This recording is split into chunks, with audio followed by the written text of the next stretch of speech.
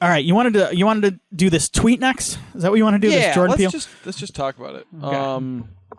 So Do you have the tweet still? I'm gonna pull it up. It's been a month or so. Since Yeah, Jordan Peele dunked on this guy. we talked about this tweet last time around, Yeah. I believe. This is the tweet from I'm not gonna say who he is because I just feel like he probably got a lot of shit for this. Yeah. I know this is a hot take, but at what point do we declare Jordan Peele the best horror director of all time? Can you think of another horror director that had 3 great films, let alone 3 in a row? I can't. Okay, so we have talked about this offline, and I want to talk about it now. I'm going to just say right now, his first question is silliness. Can you think of 3 horror directors who had 3 great films? Yeah, John Carpenter, Wes Craven, Romero. What's that? Romero. There you go. Yeah. Cronenberg. Raimi. Yep. Flanagan.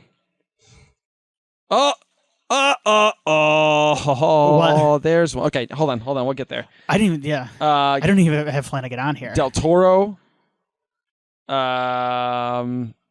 David Lynch. Does he count? The other one is, of course, Hitchcock. If you were counting, Hitchcock? I know he gets lumped in more De Palma? suspense. Yeah, I mean, yeah. Hitchcock, De Palma are similar. Juan's made 3 great films. Yep. There are Argento. There's plenty of Fulci. Yeah, there's plenty of examples there. But the tricky one is 3 great films in a row. Okay. Now, here's what I've done, Tim. Yes. I've simply Googled on the Google search page greatest horror directors. I've got a list here too. Okay. Excellent. What do you want to do? You want to go with this random Google search or the list you have pulled up? Let me do the list I've got pulled up because I'm thinking. Funny enough, the first person is Jordan Peele on Google. Yeah, because I took Peele out of there. Because this is the thing, we're gonna go with the premise that his first 3 movies are great movies. Sure. Well, yeah. I have not seen Nope yet. So. Did he do Keanu? Did he direct Keanu? No. Okay, he just starred in it. Okay. Correct. I like Keanu a lot though. Okay. The cat. Have you seen it? No, I have not seen it. It's great. Yeah, I believe you. I believe you. So let's start with I think the one that you and I agreed with, and the one that Jordan Peele shot back with, which was John Carpenter. He's like, don't put some respect on John Carpenter's name. I can't remember what he said. Yeah, he said something along those lines. So let's talk about Carpenter real quick. I'm going to argue he did it twice. What are the 3 great? They're not trilogies, but I'm going to say what are the 3 great trilogies of films? Release-wise that he made. subsequent releases in a row. Yes. Chronologically, he had to have made 3 great films in a row. Okay. Now, obviously, this is all a matter of personal opinion. Yeah, this is tough, too. And I think we recognize that. And I think I'm not going to limit it to straight horror either. I'm going to say genre movie. So, yes. Yeah. So, because I wouldn't, with Jordan Peele, I would not call Nope straight up horror, for example. Okay. So I think if it's horror adjacent at most. When I look at Carpenter, he starts a run in 1980 with The Fog. And then in 81 he has Escape from New York, 82 he has The Thing. That's my first one, yes. Yeah. And then 83 is Christine, and I think Christine's kind of great too. So I would argue that. So that's a run. If you look then I think he's got a second one too, yeah. Later in the decade he's got Big Trouble in Little China in 86, Prince of Darkness in 87, and They Live in 88. That's a run. I think that's a run too. Yep. So there's a couple of them right there. I think it's to me that's not negotiable. Those are 2 all-time runs. Next up, let's move on to Wes Craven, because Wes is I think a little bit more inconsistent than a lot of these directors.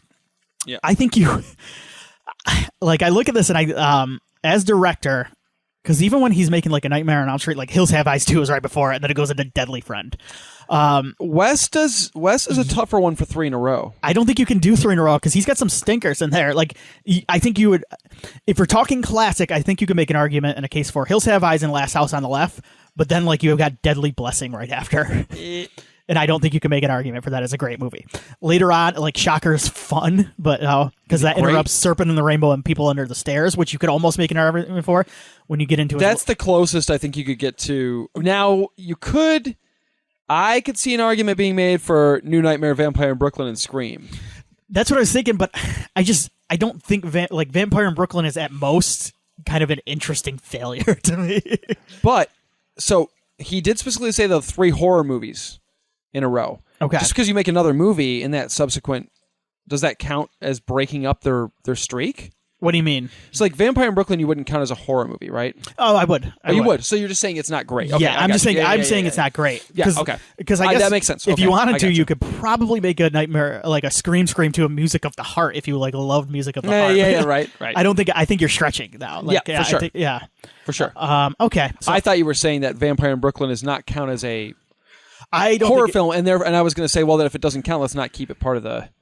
You know what I'm saying? That if you took Vampire from Brooklyn out because you're like, oh, it doesn't count as a horror film, you could say that People Under the Stairs, New Nightmare, and Scream is a solid. Gotcha. You know what I'm saying? No, I thought you were throwing that out of the. Okay, No. I gotcha. Yep. Cool. Next one I want to try is George Romero because he's a borderline. I think Wes is a no. I don't think Wes is done. I would agree with you. I would agree with you. Romero. Romero. I'm going to pull up the filmography right now. That's what I'm doing. I'm trying to pull them up on IMDb. I don't like how IMDb sorts its stuff, by the way. No, you have to like click on a director. Like with Romero, he doesn't pop up direct. I think it sorts by whatever he has the most credits. Correct. Yeah. So like producer pops up or writer pops up first, and Yeah. So as far as Romero's concerned, this is a tricky one too because there's no run that you could argue. I don't think really until that you could make a major argument for until you get to Martin in '76 because you could go Martin, Dawn, and Night Riders. Or if you don't want to Night Riders is the borderline one for me. Yeah. Now, if you want to take Night Riders off the table because it's not a horror film, you could do that. I mean, if that's the logic you're using. If you're saying, well, he said 3 horror movies in a row, right, yeah. you could do that and say Go into Creepshow. Martin, Dawn, Creepshow, and then into Day. That's arguable, but Night Riders is right there in the middle, and you can't ignore that it exists, and you can't ignore that a lot of people aren't necessarily huge fans of Night Riders. You could do Creepshow Day Monkey Shines. I just don't think Monkey Shines is a great It's not movie. great. No, I'm sorry. Yeah. That one's not. So yeah, I would make the argument that I don't think George has 3 great in a row, one after another. He has probably the best filmography after Romero or after Carpenter for me. But yeah, no, I don't think he has 3 great horrors in a row. All right, here's a tough one too. All right. Because I'm with you. I'm George no, I mean Sam Raimi. Raimi is Sam. tough because he is all over the map in terms of genre. See, I don't consider him a horror director. That's the thing. So he's made horror movies, but they are broken up a lot of the time by stuff like. So I think his early stuff, yeah, Evil Dead, so Evil Dead 2, Darkman, Army of Darkness. I think that's a pretty solid run there. So Evil Dead 2, Darkman, Army of Darkness. Yeah. Oh yeah. Yeah. I would. That would be the closest one because then it gets into I would count non-horror that stuff. because Crime Wave eliminates that run, that stretch. That Evil Dead, Crime Wave, Yes. Evil Dead 2. Yeah. Yeah. I think that's I think you can make an argument for that. You 100% could. And then because I don't think you could. Simple Plan is there, but that's kind of. Then it goes For Love of the Game, which I don't think is a great movie. I think it's a good movie. The Gift, Spider-Man 2, though, I don't think I would make an argument for The Gift as a classic either. But is it great? I think it's very good. Man, that's tough. Yeah. I think I could. Yeah, but once again, the tweet did specify 3 great horror films, Yeah, so. and those aren't even horror. I mean, well, Spider-Man movies aren't. But he's definitely Spider-Man made 3, maybe. But 3 great movies. yes, he's 100%. Like that's Yeah. yeah. Okay. So Sam's. I think we might say Sam's a yes, right? Because Army of Darkness. I think Darkman. Sam's a resounding yes. Yeah, I think so, too. I think with Army of Darkness and Darkman and Evil Dead 2, yes, I would say yes. Sam gets it. Yep. Hitchcock I had on here. I think he was a pretty easy yes. I had Vertigo, North by Northwest Psycho. Yeah, I think that's a pretty easy yes. I thought Hitchcock was a gimme. The thing with Hitchcock, and I have another one on here later I wanted to bring up too, is he was very prolific. That a lot of his movies in between aren't necessarily classics, but they are very good, very solid. Doesn't mean they're not great. But right. I think that is the run I would point to automatically. Yep, just I would looking. agree. James Wan. Okay, so this is let me pull up James. If you count his producing credits, he probably has a few good ones in a row. Maybe, I don't know. He's produced some bad stuff too. Let's pull up James Wan as director. So I've got James Wan. Okay, Saw, Dead Silence. Okay, well there we go. Sorry to all this. Death Sentence. Death Sentence is very is good. Insidious and Conjuring. So I think you could make an argument. Oh no, Dead Silence is a horror movie. Never mind. I was going to say you could make an argument if you were doing the horror movie thing, Saw, Insidious, Conjuring, as kind of. I don't think Insidious is very good though. I think Insidious 2 is better. Insidious 2 is better. I completely agree. Yeah. So could you do it? Conjuring, Insidious, Chapter 2, Conjuring 2. Now Furious 7's in between the two. Yeah, and Furious 7, not due to his best efforts. No. Furious 7 is kind of a mess because of all the stuff that went on.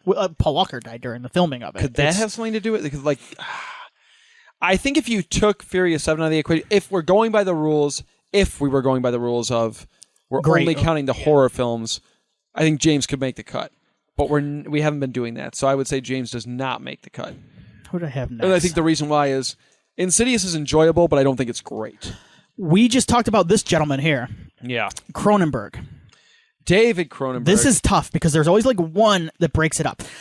I might make the argument of Brood, Scanners, Videodrome as the strongest run of his career. Brood, Scanners, in a row. Videodrome. Okay. Or maybe Videodrome, Dead Zone Fly. You know what? I might go Videodrome, Dead Zone Fly as the strongest of his career. Of three. Yeah, man. Or at least my favorite. I guess because now you get into... But I don't think Scanners is great. Me neither. I think The Brood is great. I kind of don't think Dead Zone I don't think Dead Zone's great. The Fly... I haven't watched Naked Lunch in so long. Yeah. Because I liked Dead Ringers a lot. Like, we talked about this. Right. Oh, so you were thinking going... Fly, Dead Ringers, Naked Lunch. But yeah. I haven't seen Naked Lunch in so long, I can't make an opinion. I can't form an opinion on it.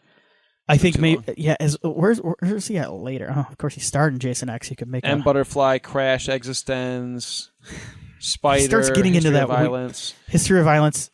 No, no. No, he's got History of Violence, Eastern Promises, but then it gets broken up by Dangerous Method, and I have not seen it, so I can't make a comment on that. But History of Violence, Eastern Promises, that's a 1-2. Like, those two movies are a wonderful 1-2 punch. Yeah, so I'm going to go with no on Cronenberg.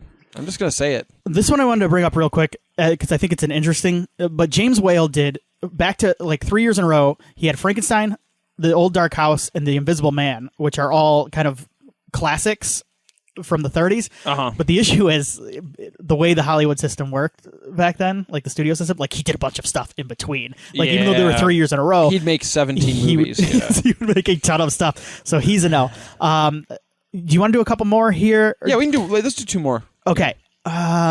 Let's. Oh, I wanted to.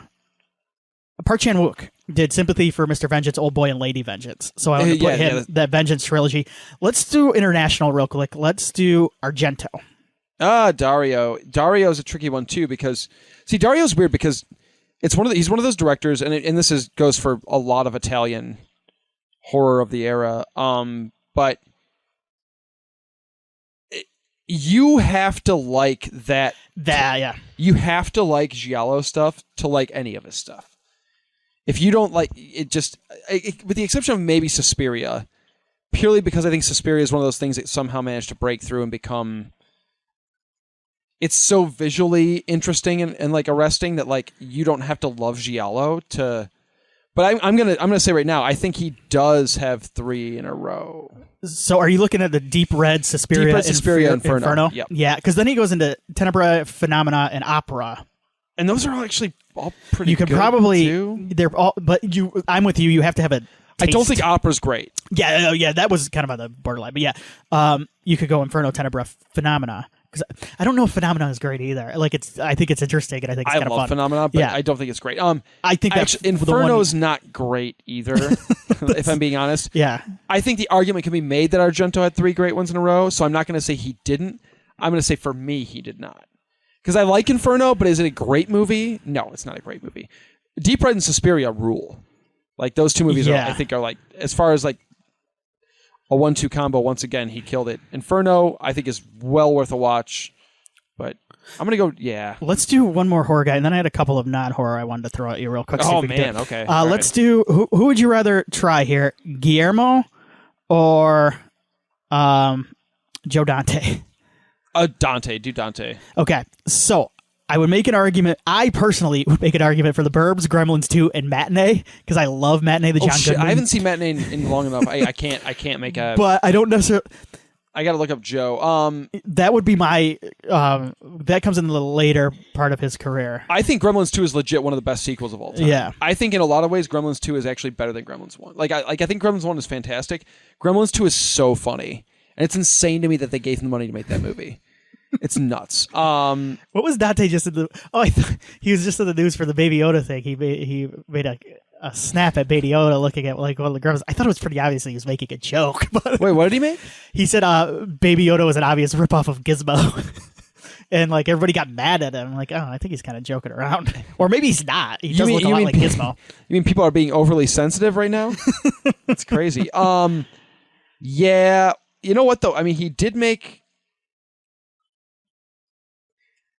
Gremlins, The Explorers, and Inner Space. There's an argument to be made for those three. Gremlins, Explorers, Inner Space. There's an argument to be, you could go there. Okay, I like Inner Space a lot. Yeah, I haven't seen Explorers since I was Explorers is pretty great. Okay, like for that, if you're of the right age when you saw it, like it's kind of a cool kids movie.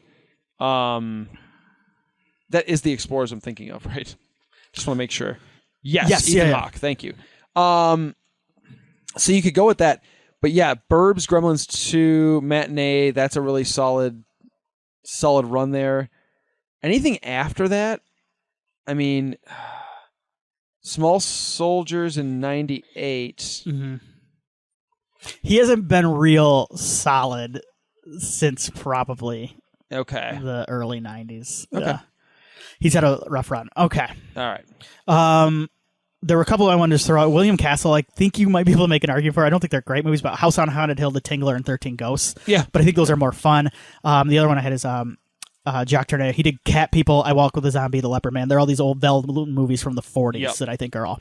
Now, non-horror real quick, I'm going to throw Spielberg at you and see if you can find 3 great movies in a row, because I was trying to. 3 great Spielbergs in a row? Yeah. And There's gotta be, dude. It's tough. I think 1941 breaks it up twice. If you look at his filmography, because 41's it's not very good. No, it's terrible, and it breaks it up. Is that his worst movie?